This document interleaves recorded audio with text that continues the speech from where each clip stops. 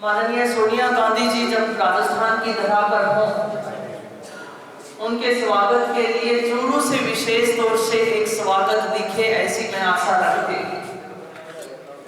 आप सब जानते हैं, जब से केंद्र में बीजेपी की सरकार आई, सपने दिखाने में तो कोई कमी नहीं छोड़ी। सपनों के जादूगर तो हम मान सकते हैं, लेकिन धरातल पे कुछ नहीं किया। अगर धरातल पे बात की जाए, महंगाई हटाओ इस रैली के लिए मैं कहना चाहूंगी, जब केंद्र के अंदर ये सत्ता में आए थे, तो उससे पहले जितनी भी नौटंकियां ये कर सकते थे, इन्होंने की थी। हर वर्ग को छूने का काम किया और विशेष तौर से महंगाई को इस तरीके से इन्होंने प्रदर्शित किया था, और आज उसका नाम नहीं लेते हैं कि उनके राज के अंदर आज देश किस तरीके से त्राही कर रहा है। पेट्रोल पंप पे मैं देखती थी उज्ज्वला योजना, जो आजकल थोड़ी थोड़ी गायब होती जा रही है। डॉलर का भाव ले लो, पेट्रोल डीजल का भाव ले लो, आज हर वर्ग अपने आप को पीड़ित महसूस कर रहा है। पेट्रोल डीजल के भाव बढ़ेंगे तो उसका असर गरीब की रसोई तक दिखता है। दाल के भाव भी बढ़ते हैं, खाने के तेल के भाव भी बढ़ते हैं, सब्जियों के भाव भी बढ़ते हैं, बच्चों की फीस भी बढ़ गई, कपड़ा भी बढ़ गया, खाने पीने की सारी चीजें बढ़ गई।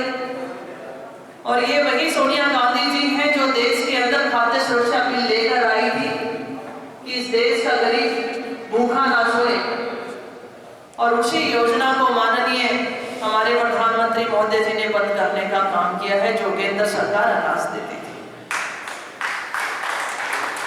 तो कुल मिलाकर कहीं मार पड़ी है तो वो आम जनजीवन पे पड़ी है, चाहे वो मजदूर है, छोटा व्यापारी है, किसान है। तो यहाँ मौजूद सब साथियों से कहना चाहती हूँ, ये जो रैली है पूरे देश में एक संदेश देगी, और उस संदेश में आप सबकी भागीदारी होनी चाहिए। आज बेरोजगारी की बात की जाए, केंद्र में शासित बीजेपी की सरकार कहती थी कि प्रति वर्ष 2 करोड़ युवाओं को रोजगार देंगे, लेकिन आज रोजगार की बात नहीं हो रही है।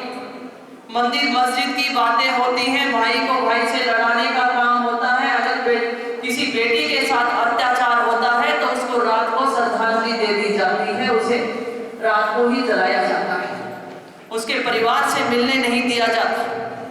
माननीय प्रियंका गांधी जी, दीपेंद्र हुड्डा जी जब पीड़ित परिवार से मिलने जाते हैं, उन्हें रास्ते में ही पकड़ लिया जाता है, जेल में डाल दिया जाता है। आम आदमी की आवाज को विपक्ष उठाना चाहता है, उसे दबाने की कोशिश की जाती है। आज मौका है हमें संगठित होकर इस रैली में भाग लेना है। मैं याद करती हूँ, माननीय विजेंद्र हुड्डा जी हमारे मंत्री महोदय हमारे बीच में बैठे हैं। पिछले साल हमने किसानों के समर्थन में देश की एकमात्र रैली निकली थी, ऊंट रैली,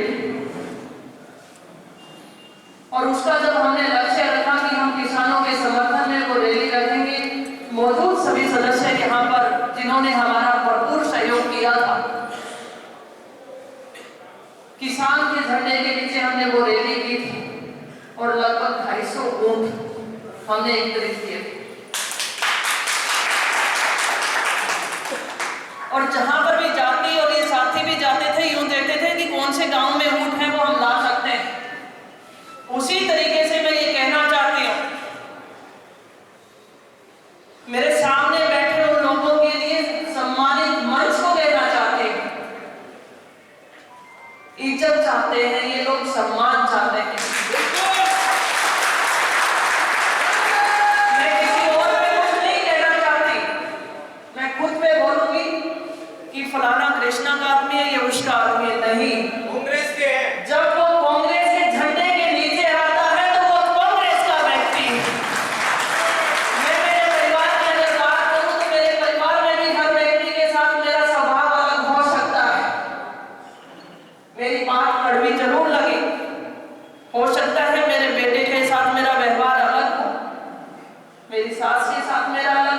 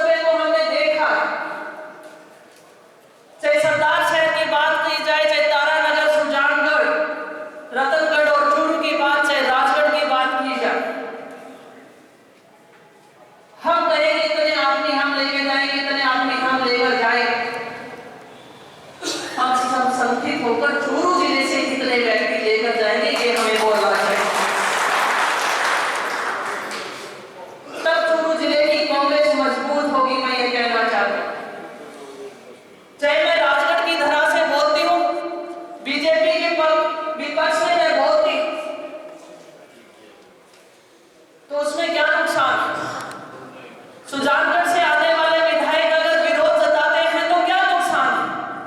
वो बात तो हमारी उठा रहे हैं, कांग्रेस की उठा रहे हैं। हमारी पहचान यहाँ पर कांग्रेस है और हाथ का निशान है। आज इस देश का हर वो नागरिक जो अपने आप को पीड़ित महसूस कर रहा है, ठगा हुआ महसूस कर रहा है कि केंद्र की सत्ता में कैसे लोगों को हमने बिठा दिया है, वो राजस्थान की धरा की तरफ देख रहा है। और उम्मीद करती हूँ कि बिना किसी भेदभाव के साथ इसका उसका छोड़कर, मेरे सामने वाली पंक्ति को कहना चाहती हूँ कि इसका उसका छोड़कर हमें संगठित होकर जयपुर की रैली को हमें सफल बनाना है। ज्यादा बात नहीं कहते हुए, मेरे मंच पर सभी मुझसे बड़े हैं। पुजारी जी कई बार कहते थे कि दिल्ली आपके नजदीक पड़ती है, आपके यहाँ से ज्यादा आदमी जाने चाहिए, कहते थे और गए भी। आज मैं ये कहना चाहती हूँ, चाहे दिल्ली दूर हो चाहे नजदीक हो राजगढ़ से, चाहे जयपुर दूर हो चाहे नजदीक हो, उस रैली में उसी तरीके से उसी जोश के साथ राजगढ़ का वो वासी जाएगा, ये मैं भरोसा दिलाता हूं।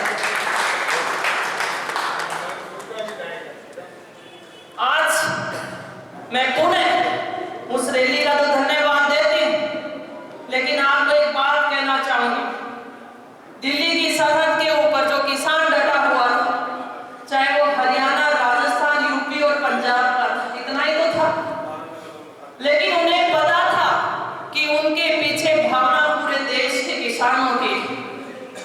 उसने उन्हें हौसला दिया, ताकत दी और वो डटे रहे, विरोध किया और उन तीनों काले कानूनों के विरोध में आज तक डटे हुए जो मांगे उन्होंने रखी।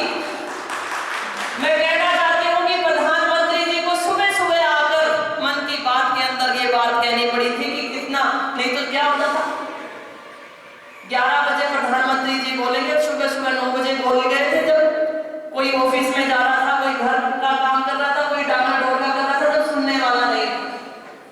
ये संगठन था, एक दूसरे के प्रति विश्वास था। वो पंजाब से हो चाहे हरियाणा से हो चाहे यूपी से हो, उन्होंने ये देखा था कि हम किसान हैं